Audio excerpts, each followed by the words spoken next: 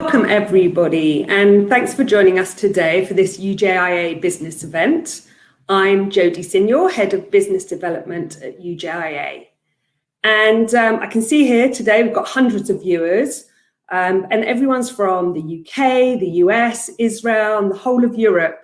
A truly global event, and very apt, I think, for an interview with the Authority on International Travel.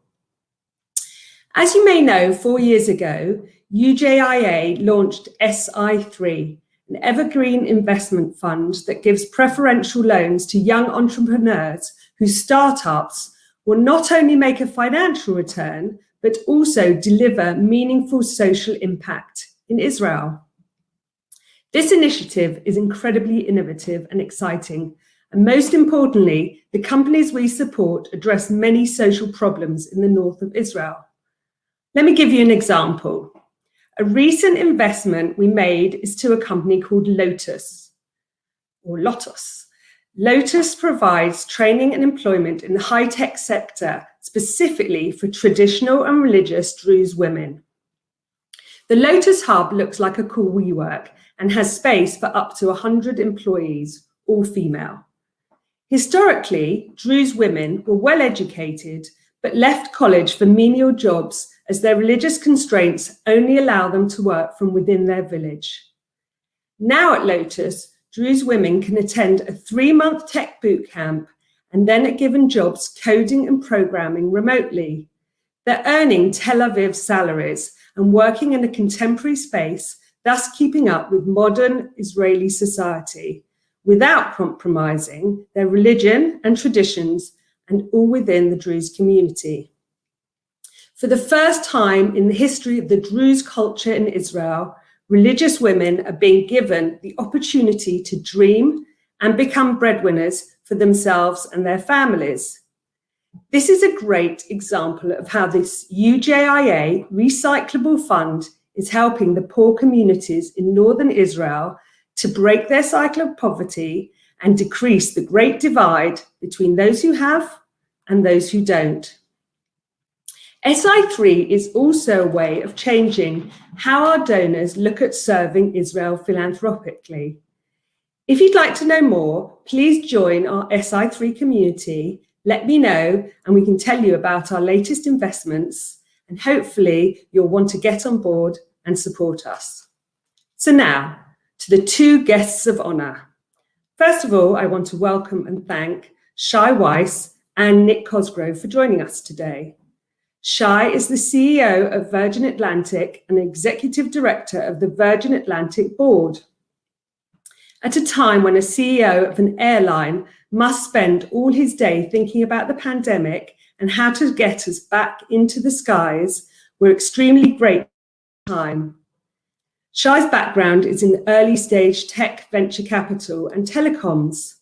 I'd like to know if he thinks his future's in space travel. Nick was previously BBC Radio 4 Today's Programme's business presenter and now spends his day advising blue chip clients on communications and crisis management as a partner at the Brunswick Group. I mean, what a time these two must be having. Nick, we'd like to hear more. Over to you.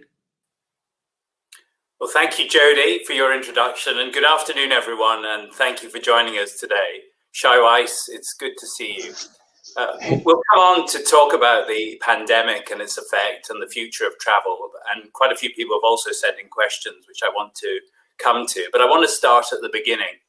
Lots of people watching this, myself included, will have felt a great sense of pride to have heard 2 years ago that a great, cool British brand like Virgin Atlantic had appointed an Israeli as its chief executive. Let me ask you about your background. You were born in Jerusalem, you served in the army, I think you were a tank commander in the IDF. Has that experience shaped your working life? Hey, Nick, and what a pleasure to be here. And I will answer the question, but I want to make a point that when Richard and the board of directors appointed me as CEO of Virgin Atlantic, where I came from had no bearing on the issue. And I think that's really an important element. I am Israeli by origin, but of course I live in New York. I live in London, lived in New York, and kind of for now consider myself a Londoner. But going back to what, of course, we all are the sum of our parts. And yeah, when I grew up in Jerusalem, I was born in 1968, and throughout childhood, thinking that I would be fortunate enough, lucky enough to head an iconic brand like Virgin Atlantic with its amazing people, I wouldn't even know how to register it. It wouldn't come through my horizons. I grew up with a family who was a doctor. My father was a doctor. My mother was a teacher and an artist. Business was not the issue at home. But what I did learn in Israel was, I think, shaped a lot by the absolute freedom we had as children. It was despite everything that went around, we were a very naive society. So just freedom and responsibility. And through the military, I think, indeed, when you work and serve, especially in the less prestigious but much necessary tank regiments, and growing up from nothing to become an officer, it's the power of teamwork and the power of leadership, and leadership in the sense that your actions matter most. What you say after or before or during is very, very impactful, but it's the power of actions, and that's how leadership should be judged. And I'm sure we'll discuss it. I think that actually has served me quite well during this pandemic. But I think, just having an upbringing in Israel, with this can-do attitude, with the military background, with the curiosity of understanding what's around you, it's unique. And you mentioned that you went to live and work in New York. I think you worked for the Israeli Ministry of Defense, and then you got an MBA from Columbia University. Were you clear from a young age that your future lay outside of Israel? Yes and no. I always wanted to get a perspective on Israel which was not based in Israel. I considered myself from a young age, I'm pretty competitive, and I wanted to prove myself in a setting which goes beyond the setting that I grew up with. I had a fascination with New York. So that was the idyllic place. I was actually born with a UK passport. London is my home now. Yeah, I wanted to get perspectives. I'm a really curious individual. Whether it's reading or film or just art and travel and location. So going to the US was something I really wanted to do. I did not know how long, where it would lead, and my journey is not complete, so I can't say where it's going to end. But for now, for the past 24 years, I've been in London, extremely happy here. And in those 23 years, you've been part of the Virgin family for around 20 years. I think you were in telecoms, and you were behind the merger between NTL West and NTL Telewest and Virgin Media. Was it difficult adjusting from phones to planes? Yes, but the interesting thing is it's not phones, it's actually telecoms, and telecoms are network businesses. So the complexity of network businesses, so not like just service and product, so that you understand the network, there's a lot of similarities. Of course, the brand itself united us. When I worked at NTL, I got to know Richard Branson because I was able to come up with an idea that today looks pretty trivial. I would say it was not that trivial at that point in time, where NTL, the cable company, which was in a very difficult position, we were part of a turnaround team, required a new brand. And rather than create one, we thought that we should buy Virgin Mobile, rebrand the company, add another product, which was mobile, to really combat or compete with BT, and of course also predicting that Sky would come into the foray. So being part of this group over the years has, of course, galvanized my thinking about it. But it's the network side of it, it's the intellectual curiosity, and it's the ability to understand that yes, expertise are absolutely necessary, but it's not the only thing that people look for at this level of leadership. And you took over the airline 2 years ago, having been finance director previously. It seems to me February 2019, practically the first thing you do is to announce a new service between Heathrow and Tel Aviv. How did that go down at Virgin? Yeah, airline executives, it's always kind of a joke, but part of it is not a joke, that they always find a route that serves them quite well. So I actually addressed this head on. And I said that the only reason we're flying between Tel Aviv and London is it because it really fits with my plans. And then when I said it like that, everybody understood, of course, it's not serious. This was a very good route to open. It connects extremely well between Tel Aviv and the US. We have a very strong partnership and a joint venture with Delta, who own 49% of our company. And actually, before the pandemic, we were about to actually increase our frequency from once a day to twice a day. That was supposed to happen in March 2020. Of course, we'll come back to that position. But no, I think people actually attributed it to the fact that we were growing again, that our strategy was working, and that our relevance to new markets went beyond the traditional hubs in the US. But also, I guess Israel became a hot destination in the last 5 years or maybe longer. Why do you think that's happened? Well, I mean, the crowd, the audience here will see many of the things that they see in their own businesses or just, family and friends in Israel. The level of trade between the UK and Israel has only exponentially grown, whether it's pharmaceuticals, technology, and of course, finance, real estate. Israelis have actually flocked to the UK. So when people in Israel understood, actually probably about 20 years ago, that the European Union was also a place of interest, they looked for a place to congregate, and it happened to be London, of course, for the obvious reasons that London is a mega hub for finance, real estate, English is spoken, and of course the Jewish community here. But we evaluated the flows. We look at, we have very specific ways of understanding the potential. And what's beautiful about our entry into Israel, that we exceeded every single one of the numbers. The route grew from 0 to 80% load factor. Load factor is how many people are on a plane on average. Of 80% is unheard of in year one of operation. We captured what is called more than our fair market share. Fair market share being, if you look at the capacity across the market, we got more than what we thought we could get. And I think people in Israel and in the UK really love the fact that we took every single point in the journey and tried to make it culturally sensitive. One of the very famous photos that we now have is our cabin crew going to a supermarket in Golders Green, because I insisted that we do cultural training, which we've now adopted across all new routes, so that people have a sense of what it means to serve that local community, the Jewish community and other communities flying to Israel. So it's been a fantastic success. Great. Let's talk about the pandemic, because it's a serious subject. You've had to make very painful cuts, shedding thousands of jobs. What's it been like running an airline in a pandemic? Well, I would say running all airlines in the pandemic has been, one of the most challenging of professional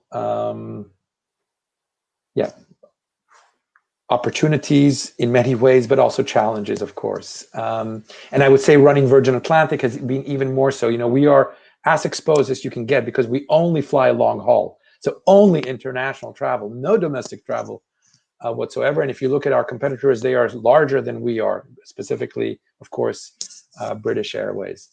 So it has been demanding beyond belief, not just for me, for every single member of the Virgin Atlantic team.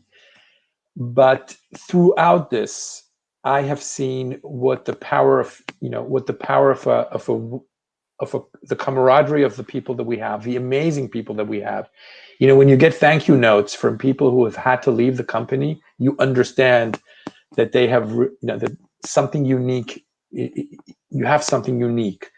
And we also need to understand, and we tell this to ourselves, that throughout this pandemic, we've actually got better. We've cut our costs in ways that will profoundly change our economic outlook when demand returns, which it will, when recovery ensues, which it will. So, we've made some very bold decisions. We've cut our costs by over 300 million pounds. We've delayed our capital expenditure by 880. And we, unfortunately, the most devastating thing we've had to do is reduce the size of the workforce by 45%. So give or take 1 and 2 people have lost their jobs. And for that actually motors us on, because one of the things that Virgin Atlantic has done so well over the years is after 9/11, the financial crisis, we have set what is called holding pools. There are people waiting for us to grow again, and we will be calling them back off the holding pool. If they want to join us, that is the thing that keeps us united and fighting for the future. And you actually cut your pay, I think, by 20% when lockdown started. Do you think you had to do that in order to take part in government bailouts like the job retention scheme? First of all, I was the first UK CEO to do this. I didn't need to do this. I wanted to do this. It wasn't about the government. It was before people started to do it in order to engage with government. It was the right thing to do because actually an amazing thing happened actually before the government actually announced the coronavirus job retention scheme, which was announced in March. I asked the company before things emerged that the government would be supportive to take a voluntary 8-week pay cut, basically not being paid. And I had 99% voting in favor. More than 10,000 people, directly or through their unions, supported that measure. The only way to ask people to do that type of sacrifice is to lead from the front. It was a small thing. It was a small price to pay. CEOs are paid more than others, and we take a hit bigger than others. So it was not for the government. It was for our people. It was for our shareholders, and it was just the right thing to do. A lot of people are reflecting at the moment. We're coming up to an anniversary of lockdown, but I think because you fly planes to China, you got hit early. And when do you remember when you really started to realize how big this was? Yeah, I absolutely. I literally have it down to the day.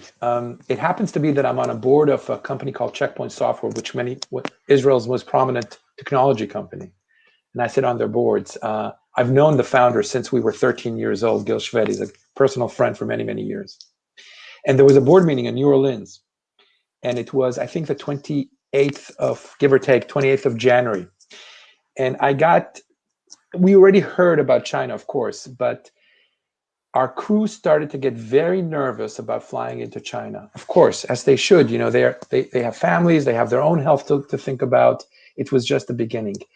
And I cut my trip short and came from New Orleans to Heathrow, from Heathrow to straight into the office in Gatwick or in Crawley.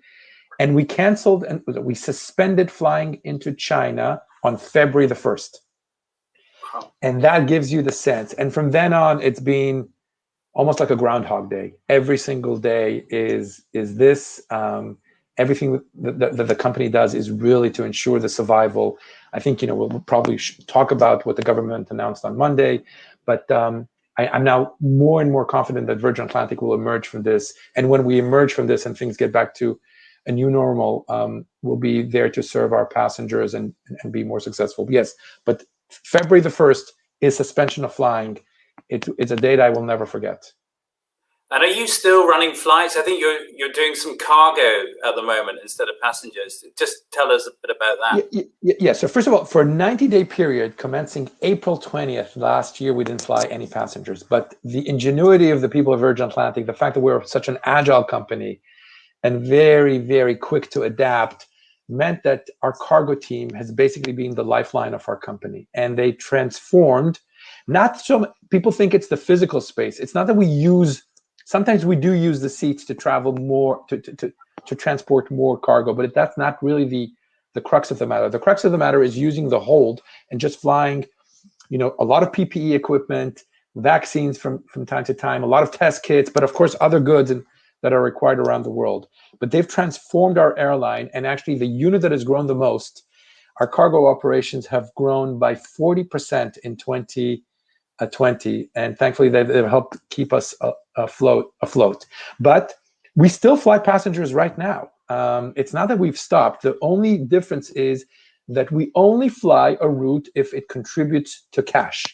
If the route does not contribute to cash, we simply will not do it. And it has to be either on cargo on its own, or what we prefer, of course, is cargo plus passenger operations. Some of the things that we've done throughout the pandemic are interesting. We've launched flying to Pakistan because the visit friends and relative, VFR market is professionally referred to in our industry, is thriving. And again, because our cost base is better, we can serve new markets. So Pakistan, India have been very, very strong. We still fly to the US. Israel is suspended for now, but we'll resume as soon as we can. Caribbean was going strong, but we adapt the network almost on a daily basis. And do you think you'll carry on with Pakistan and these new routes when this is all over? Since we have the thing that we have in short supply are planes and slots at Heathrow. We have 37 planes. Each plane competes for the highest return it can. So it's a matter of allocation, but the routes to Pakistan have been tremendously successful. And I think the crowds are extremely loyal to Virgin Atlantic, despite the fact that we're new into the market. But we shall see. For now, it's the plan. But if I have no doubt that other routes will emerge. We've launched and announced new routes to St. Vincent. The Caribbean is a big focus for us. We've reduced a bit our flying to the US. It tends to be about 70%. It's going to be probably about 50 to 60% post summer. But every route competes on its own to justify the allocation of a plane, a crew, and brain power to making it successful. I think we've got a lot of people watching in Manchester because I'm getting lots of questions from people who are asking about, will you think about launching a Manchester to Tel Aviv route for the north? And also, will Manchester become a larger hub with more direct routes? It's a fantastic question because, Manchester, we made a bet that on Manchester, and it's worked out. Not, of course, in the last year, but we had set ourselves a strategy. It was called literally win in Manchester. And it worked out. We had very strong competition. Unfortunately, Thomas Cook had to leave Manchester and, of course, leave the space. But there's going to be new competition there with Aer Lingus advising us or in the markets that they're coming in, and we'll compete in the marketplace. Of course, we've reviewed Tel Aviv to Manchester. The numbers don't add up just yet, but with loyal customers in Manchester, it may stack up, but we shall see. But for now, the idea would be to return to flying and resume daily operations to Tel Aviv when the time is right, and then ultimately increase the frequency to 2 times because it's been so successful. I would love to see a Manchester to Tel Aviv, but when you run an airline in general, and when you run an airline through a pandemic, and when you need to repay a lot of debts, cash is king. So if the route is profitable and contributes to that, hallelujah, bring it on. If it is not, unfortunately, people will have to, and I think they should, fly to Heathrow and catch our flights. Okay, let's talk about the future. Been quite an exciting week already. When are we going to be able to get on a plane? Is it the 17th of May?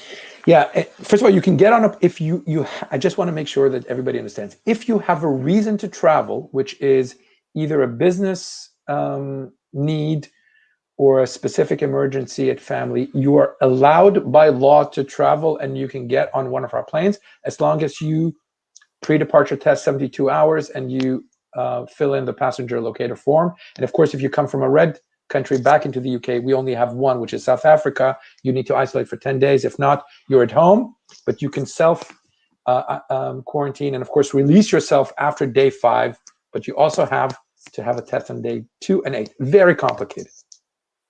So I'll answer. So I think the best bet right now is the 17th of May, which is the earliest that restrictions on international travel will come into force, and no later than 21st of June. That is all if the government the forecast continue to show that the situation is under control in the UK.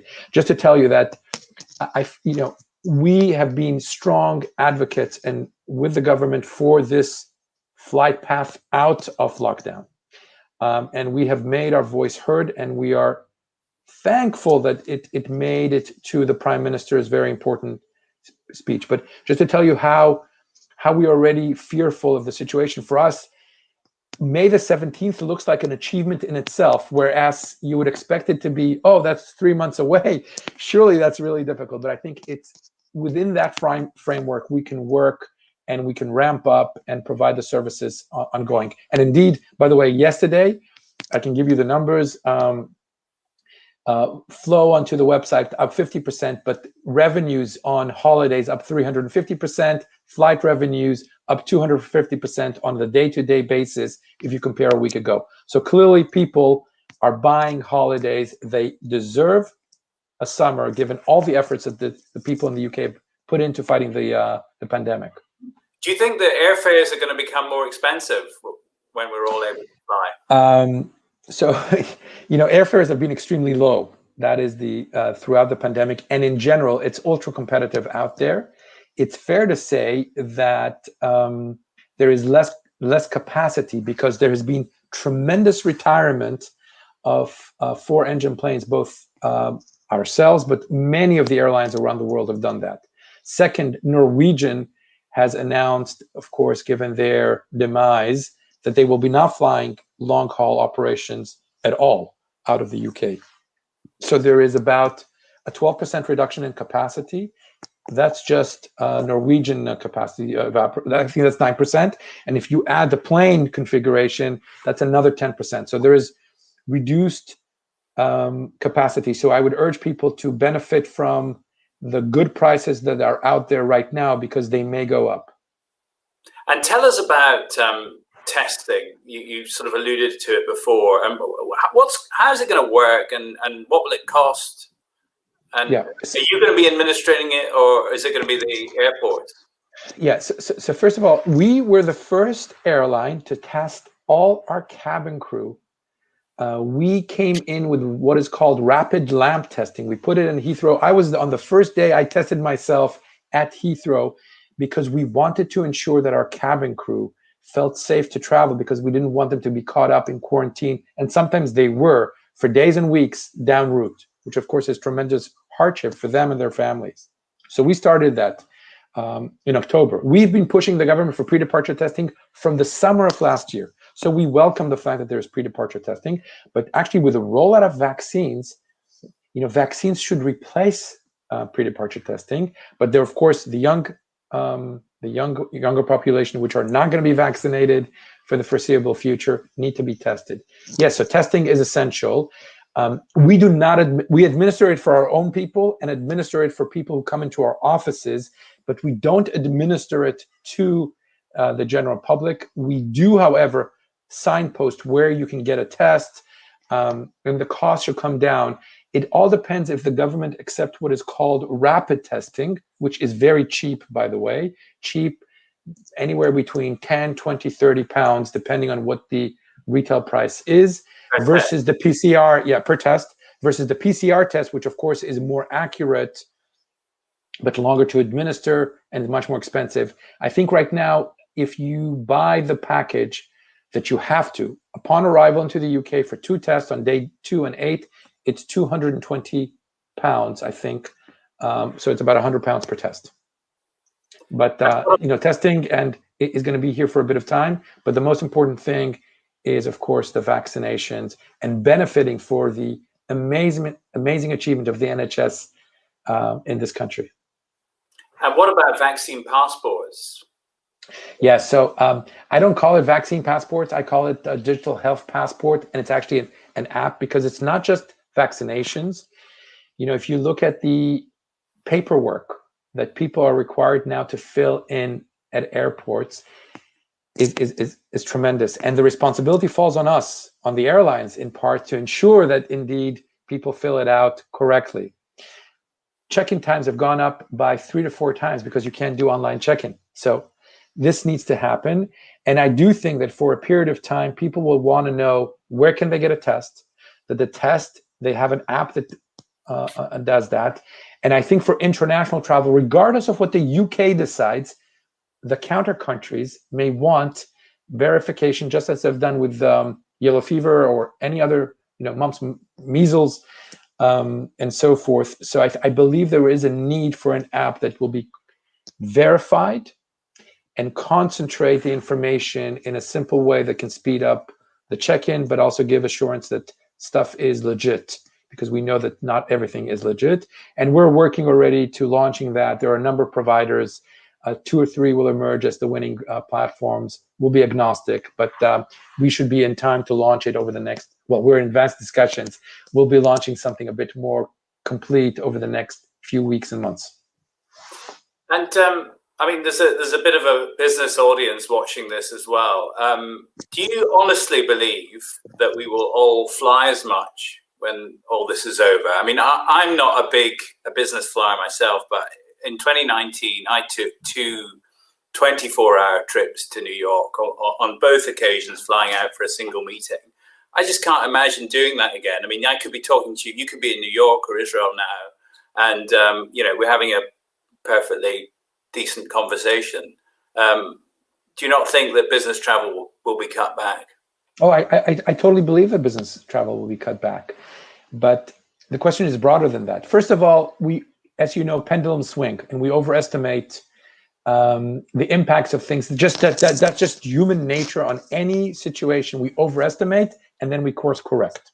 So I'm not predicting the future, but if in my personal assumption and the modeling that we've done, a 50 to 20% permanent reduction in business travel is very much in the cards. But I would then counter argue on the overall travel. Nomads account for 1 billion people worldwide, and the ability now to understand that indeed you can be anywhere. You don't have to be in London to do your job. You can be right now in Tel Aviv or in the Caribbean or in Shanghai. You will more often now concentrate your travel to do both leisure and business. And I do think that from my own experience, I'm sure the audience will agree, we've exhausted the power of video. Yes, we're doing a perfectly good conversation, but the buzz of the crowd, the energy of the crowd, the interactions which are not planned are not there. And we can do as many side rooms as you want, and we will not capture the fact that we are a social breed and we want the human connection, whether it's for business or for family. So yes, the shape will be different, and it will take a long time before business travel resumes, and it should be done sustainably. And maybe you don't need to fly to New York for 24 hours, and don't, but fly for a week for vacation and business. Please do that on Virgin Atlantic.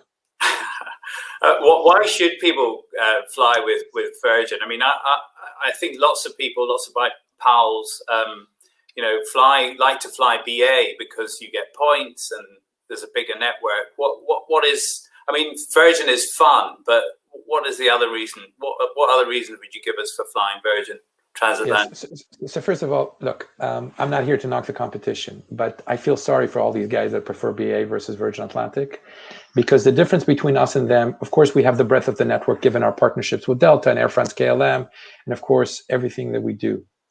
But our vision is to be the most loved travel company. Our purpose is that everyone can take on the world. And when you look at what it means to be the most loved travel company, you know that customers are at the heart of everything. And we absolutely don't get everything right, just to be absolutely clear. But our quest is to ensure that when you fly with us, you feel like a rock star and like a human being that deserves great service. And we will do everything in our power to ensure that. And of course, we have the points and the miles and the customer service, but it's the human touch points where we excel. And I think when you look at our Net Promoter Score, we religiously measure the satisfaction scores of our customers. They are industry leading across the Atlantic, as have been so for so many years. Just to give an example, during this pandemic, we added one element that we wanted to hear what people think about us, is how clean the toilets are, because we know how important it is.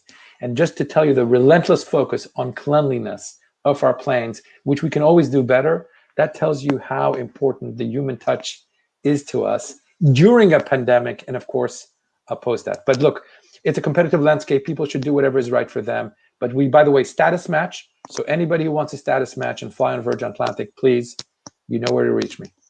Okay. I've got some more questions coming in. Let me ask from the audience. Someone was asking about what will the situation be with onboard meals post 17th of May? I think people are thinking about kosher food on flights. Is that going to be an issue? No, first of all, kosher food for us is excellent because we forged a partnership with specific chefs who taught us how to cook fantastically delicious kosher meals. Snacks are kosher, wine is kosher, and we found excellent. We all know that there's excellent kosher wine, and we found it. And we put it on board. But during the pandemic, people didn't want high touch, and we innovated very quickly for a sustainably, just packaging and very low touch. So here it is to you, no human touch, but it's coming back the other way a bit. But everything we do now balances, of course, the health, safety, and security of our people and customers. But food is something that we take very, very seriously, and we want to be, as I mentioned, innovative on the cultural side. So providing hummus and labane and things that people are not used to. Of course, this audience is, and it's been a tremendous success. We've learned so much from the Tel Aviv launch that we will put on other routes, specifically India and Pakistan. Great. Let me ask a question from Mervyn Burwald, who says, do you believe that the UK and Israel will allow a travel corridor for those people who can show evidence of vaccination? Yeah, and I do think so, because Israel has been Israel is an equivalent to us. It's an island on itself. And we know that the number one getaway for people in Israel is actually traveling abroad. And a lot of them love, of course, London and New York. So I do think, and they've done it, or they are, it's not clear if it's really being done with Cyprus and Greece, but I suspect that bilateral agreements would be at the forefront of the emergence from this. We've promoted, when we submitted our kind of case for the UK public to back us, so the government would take note and include aviation, we provided a very clear framework. So we always do the detailed work, hoping that the government will latch onto it. And we're really happy that there is a global task force that will present its findings on April the 12th. We will be promoting, of course, also the bilateral conversations, because it's going to be done on a country-by-country basis. Lots of people complained about the way the industry has treated people who needed refunds. What would you say about that? I totally understand, and it was not our finest hours. I can give you all the explanations. We had to refund, and we have refunded now £600 million, over 220,000 individual cases. We had to increase the size of the team when we are not allowed to come into the office, when the systems are not geared up for mass scale refunds of this nature. But the truth is, customers don't care. They shouldn't. I apologize publicly. I'm happy to apologize again, but we are back to our very best. And there are no, if there is someone who is not being refunded, it's a mistake, and they will get refunded. But we have refunded everyone now and continue to do so as we committed, and everything was back to normal by the end of November, as we had committed publicly to do so. But I totally understand that people were angry, but hopefully that is behind us. It was not malicious. It was virtually the volumes, the position, raising the capital, and everything all combined. Seemed to be an industry-wide problem, though.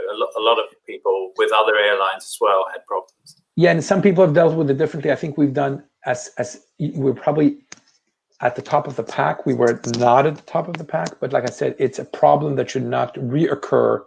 But I'm not proud of how we had to do it, but I'm really proud that what we committed to do, which was to clear all the backlog within a time frame, is now behind us. And like I said, not our finest moment.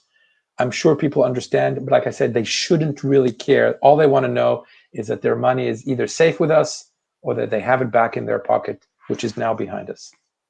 Okay, we're running out of time. I want to ask you a few more personal questions, if I may. You've set up your home in the UK. I think your sons are at school in London. Do you consider London home, or are you going back to Israel at some point? No, I'm not going back to Israel. I have no plans of doing that. London is home.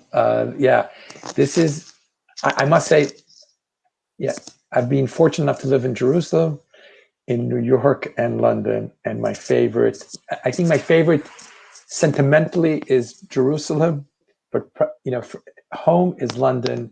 We love it here. And the family, if you ask my kids what are they, which is a very interesting point. We speak Hebrew at home, and they of course speak English everywhere else. They'll say they're a bit of both, but I think they want to stay here, and I certainly have no plans of leaving the UK anytime soon.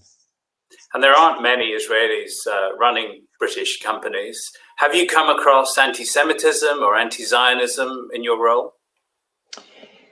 So first of all, I have very seldom come across anything directed at me. It was more with the unacceptable jokes on the fact that when I was running money, and we all understand that. But I must say I have not, and I'm happy to take an argument on Zionism or on politics any day of the week. So I've seen a lot of it. And I love the opportunity to explain the differences between Zionism and anti-Semitism, which are not the same. We've, of course, seen the issues with the Labour Party come to the fore.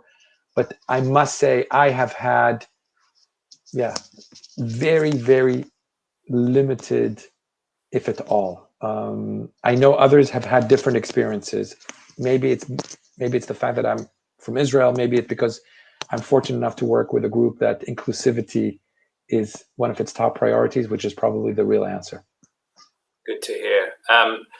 Finally, I think this is my last question. I think we're running out of time. Israelis are renowned for their chutzpah. As an airline boss, I imagine that people are extremely nice to you.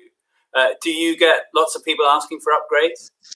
I do. And first of all, I don't have the approval process, so I've removed it I can't approve an upgrade. Really? I mean, I can, but I've removed that point. It goes to a different team that can do whatever they need, right? But I think people understand these days that I run a profession. The fact that they know me shouldn't put me in conflict. And by the way, I'm happy to say no. But I'm also happy to say yes. And we do contribute to causes and events. And of course, our role within the community is so important. But running an airline is like running a shop. Everyone wants a favor. And my job is to increase the revenues of Virgin Atlantic. Well, I'm sorry to say we are out of time, but I want to say thank you, Shai Weiss, and Chag Purim Sameach, and we look forward to boarding one of your planes soon. Thank you, Nick. Fantastic, and Chag Sameach. Thank you. That was brilliant. I really, really enjoyed that. And I just want to say that I'm a huge Virgin fan. I've flown to Israel a few times, and I did feel like a rock star. So that was fantastic. Okay. Nick. Yeah, an upgrade coming for sure. I want to thank Nick for his professionalism and warmth, and he's always been so supportive of UJIA. So thank you so much, Nick. And thank you to Shai for taking the time to speak to us at such a hectic time. We wish you and all of Virgin Atlantic Hatzlacha and much luck for the coming holiday season. Long may it last. Thank you so much. And thanks to all of you, our UJIA supporters, those we know virtually. And we look forward to meeting you. Better times ahead. Sounds like it's a good time for UK and Israel.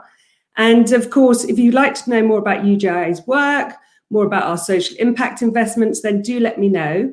We'll send out an email with a link of this event. So please feel free to share it. Have a great day, everybody. Take care and Purim Sameach. All the best.